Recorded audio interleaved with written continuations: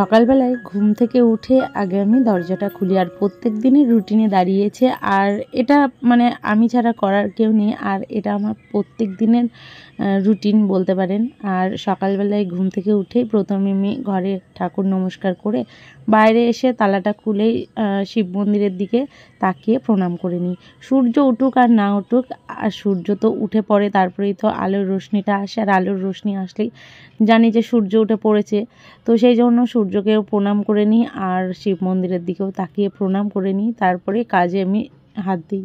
কেননা সকালবেলায় উঠে যদি ভগবানের একটু যদি নাম করতে পারি, বা ভগবানের একটুখানি নামে আমি প্রণাম জানাই, তাহলে হয়তো আমার কাজের এনার্জিটা একটু বাড়বে। সেই জন্য আমি সকালবেলায় উঠে এই সমস্ত কাজগুলো করি, তারপরে আমি সংসারে কাজে হাত দিই। আর দাঁড়িয়ে থাকি না, অনেকে দাঁড়িয়ে থাকে, ঘুম থেকে উঠে একটু বসে দাঁড়িয়ে থাকে, সেটা আবার আমার খুব একটা পছন্দ না। ঘুম থেকে উঠেই ঠাকুর নমস্কার করেই সংসারের কাজে হাত দিয়ে দেবো, আশেপাশে যা কাজ থাকবে একদম সমস্ত কাজ সেরে নেবো। আর এটাই আমার ভালো লাগে, কেননা ওই দাঁড়িয়ে থাকবো তাতে সময় নষ্ট, আর তখন না যেন আলস্যটা আরও চেপে বসে, মনে হয় যে আর একটু দাঁড়ায় আর একটু বসি, এইভাবে সময় কেটে যাবে, কাজ হবে না, সেটা আমার একদম পছন্দ না।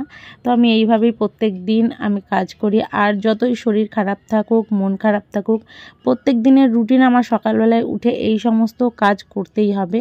আর এই সমস্ত কাজ না করলে ভালো লাগে না। সেটা কোথাও বেড়াতে গেলাম, ওটা আলাদা ব্যাপার, কিন্তু যদি সকালে উঠি বা একটু দেরি করে উঠি, কিন্তু এই কাজগুলো আমি করি। আর বড়মশাই কাজে বেরোনোর আগে তো অবশ্যই করার চেষ্টা করি, আর হয়েও যাই।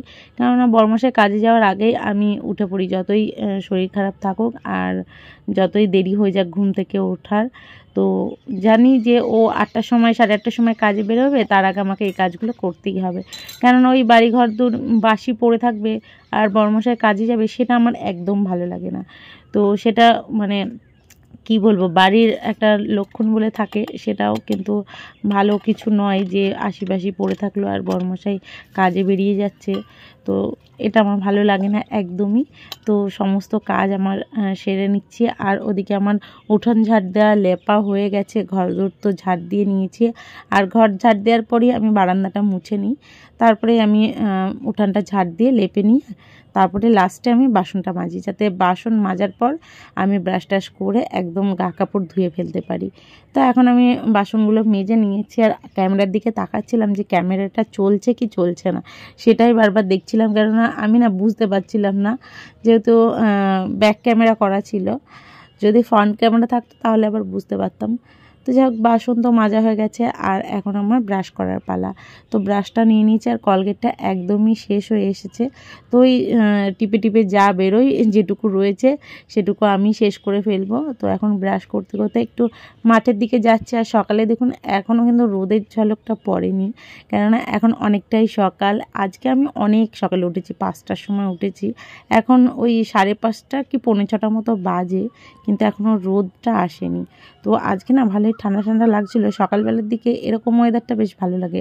আর হাঁটতে হাঁটতে গিয়ে দেখি ওখানে একটুখানি গোবর পড়ে রয়েছে। তো গোবর পেয়ে আমি তো মনে হচ্ছে অমূল্য সম্পদ পেয়েছি, কেননা গোবরটা না পাওয়াই যায় না, আশেপাশের মানুষরা এসে নিয়ে চলে যায় ওই যে উঠান লেপার জন্য। আর আজকে আমি পেয়েছি, আমি এদিক ওদিক তাকিয়ে দেখছি যে কেউ আবার নেওয়ার জন্য রেখে যায়নি তো, বা বাড়িতে কিছু আনতে যায়নি, তো দেখলাম কেউ নেই। দাঁড়িয়ে থাকার পর আমি আবার গোবরটা হাতে করে তুলে নিয়ে চলে আসলাম। যাক, এটা দিয়ে আমার 2 দিন লেপা হয়ে যাবে দরজার সামনেটা। আর গোবর দিয়ে লেপলে দেখতেও ভালো লাগে, আর বাড়ির শুভ, কেননা গোবর তো শুদ্ধ হয়। তো যাই হোক, নিয়ে তো চলে এসেছি, এবার আমি মুখ টুক ধুয়ে নেব, ধুয়ে গা কাপড় ধুয়ে চলে এসেছি ঘরে।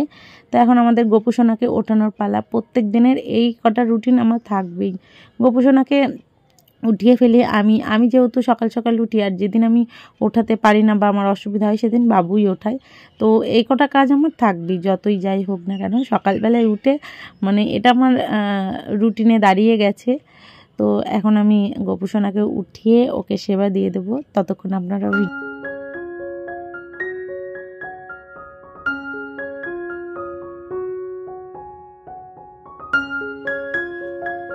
পুষনাকে তো ঘুম থেকে উঠিয়ে দিয়েছি, ওকে বাল্য সেবাটাও দিয়ে দিয়েছি। তারপরে আমি প্রসাদটা মুখে দিয়ে রান্নাবান্নার কাজে যাব। আর প্রত্যেক দিনের রুটিনের মধ্যে আমার সকালে গোপুসোনার প্রসাদটা মুখে দিতেই হবে, কেননা ও সেবা করার পর তারপরেই আমরা একটু প্রসাদ মুখে দিয়েই কিছু খাই। মানে আমরা 4 জনেই খাই, তো এক একদিন হয়তো ওদের জন্য প্রসাদ আমি রাখি না বা ভুলে যাই। প্রতিদিনই চেষ্টা করি ওদের জন্য একটুখানি করে প্রসাদ রেখে দেয়। তো যাই হোক, ওদের জন্য কিছুটা রাখলাম আর আমি প্রসাদটা মুখে দিয়ে এবার আমি একটু উষ্ণ গরম জল খাবো।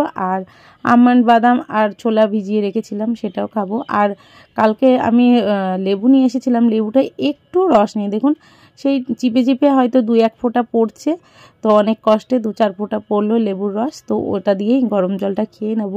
আর ভাবছি যে এবার থেকে চীনাবাদামও ভিজাবো, কেননা শুনেছি চীনাবাদামটাও খাওয়া ভালো। তো ভাবছি কাঁচা নিয়ে আসবো, এনে ভিজিয়ে রাখবো, ওই দুটো করে সবাই খেলেই হবে। একটা করে আমন্ড বাদাম আর একটা করে 2টো করে চীনাবাদাম আর একটু ছোলা। তো জানি না কি হবে, খাচ্ছি তো তো ভালোই লাগছে, কেননা একটা এনার্জি পাওয়া যায়। তো মাঝে দিয়ে খাওয়া বন্ধ করে দিয়েছিলাম, আগে প্রত্যেক দিনই খেতাম, তো ওই মাঝে দিয়ে আনা হয়েছিল না, তো অনেক দিন খাওয়াও হয়নি। তো আবারও নিয়ে এসেছি, আবারও শুরু করেছি খাওয়া। মর্নিং রুটিনটা একদম যাতে ঠিকঠাক হয়, তো একটুখানি আমি গরম জল খেয়ে নেবো, উষ্ণ গরম জল। ওদিকে ভাতও বসিয়ে দিয়েছি, তো ওদিকে ভাতটা হতে থাকুক আর এদিকে আমি জলটা খেয়ে নিই এই ফাঁকে, কেননা বরমশাইকে সকালে ডাল আর ডিমের অমলেট করেই দেবো, ও ওটাই বেশি পছন্দ করছে। আর বাবা এসেছিলো আজকে সকালবেলায়, আমি ঠাকুরকে সেবা দেওয়ার পর উঠে যে বাইরে গেছি, দেখছি বাবা আসছে। তো বাবা গাড়িটা নিতে এসেছে, বাবার কিছু কাজ রয়েছে আর মিস্ত্রি আসবে আজকে আমাদের বাড়িতে, তো সেটাই দেখতে এসেছিলো যে মিস্ত্রি এসেছে কিনা। একটাতে ভাত বসিয়েছি, একটাতে ডাল বসিয়েছি, আর এদিকে বাসনপত্র সব এলোমেলো হয়ে রয়েছে। আর এখন আমাকে এগুলো গোছাতে হবে। কালকে হাটবার ছিল না, কালকে বুধবার ছিল, আজকে বৃহস্পতিবার, আজকে যেহেতু ঈদ সেজন্য কালকে হাট বসেছিল। আর এর আগের সপ্তাহে আমাদের বলে দিয়েছিল যে বুধবারে হাট বসবে। তো এক ব্যাগ বাজার করে নিয়ে এসেছি কালকে, এই দেখুন। আর এখানেও কিছুটা রয়েছে, তো এইগুলো এখন আমাকে গোছাতে হবে এই সমস্ত। আর এই এঁচোড়টাও নিয়েছি, জানি না কেমন হবে, নিয়ে তো এসেছি। তো চলুন এগুলো এখন গুছিয়ে নিই। তো কালকে বুধবার ছিল, তো বুধবারে সবজি বাজার করে নিয়ে এসেছি, কারণ বৃহস্পতিবারে ঈদ আর এটা বৃহস্পতিবারের ভিডিও। তো যাই হোক, আজকে শুক্রবার, আজকেই যাবে গতকালকের ভিডিও। তো এখানে আমি ডালটা সোমবারে দিয়ে নিলাম। প্রথমে ভেবেছিলাম টক ডাল করব, তো তেঁতুলটা বার করে দেখছি অনেক দিন হয়ে গেছে, তো একটু পোকা লেগে গেছে, সেই জন্য আর দিইনি, ফেলে দিয়েছি। তো পেঁয়াজ দিয়ে ডাল করলাম। আর এদিকে এই অবস্থা, রান্না মোটামুটি হয়ে গেছে। আর এদিকে বরমশাইয়ের খাবার গুছিয়ে ব্যাগে দিয়ে দিয়েছি, ও এখন কাজে বেরোবে, তো সমস্ত কিছু গুছিয়ে নিচ্ছে। আর কিছুটা বালি চেলেছে বরমশাই বসে বসে।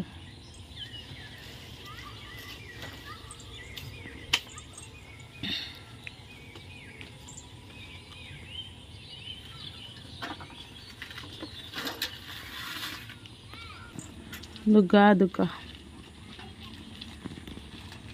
যাই হোক, বরমশাইকে তো কাজে পাঠিয়ে দিলাম, ও বেরিয়ে গেল। এরপরে আমি বাবু সোনাকে নিয়ে পড়তে বসিয়েছি, আর এদিকে আমি রান্নাটা করে নেব।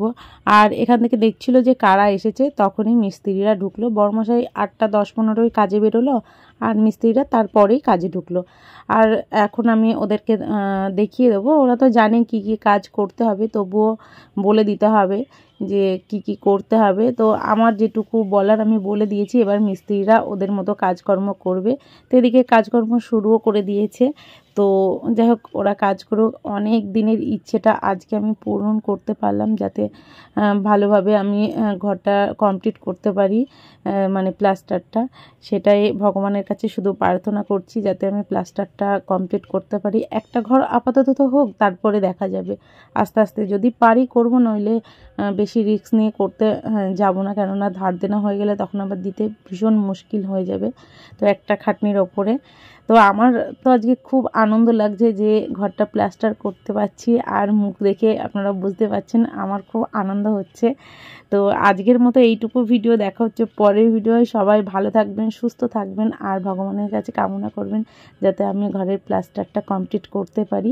তো ভিডিওটা ভালো লাগলে চ্যানেলটা সাবস্ক্রাইব করবেন। তো যাই হোক, এইটুকুই ভিডিও। নেক্সট পার্টটা পরের ব্লগে আসবে, কেননা অনেকটা বড় হয়ে যাবে ভিডিওটা। আশা করছি আপনাদের ভিডিওটা ভালো লেগেছে। তো দেখুন প্লাস্টারের কাজ শুরু হয়ে গেল। আজকে আমি খুব খুশি, জানেন তো বন্ধুরা।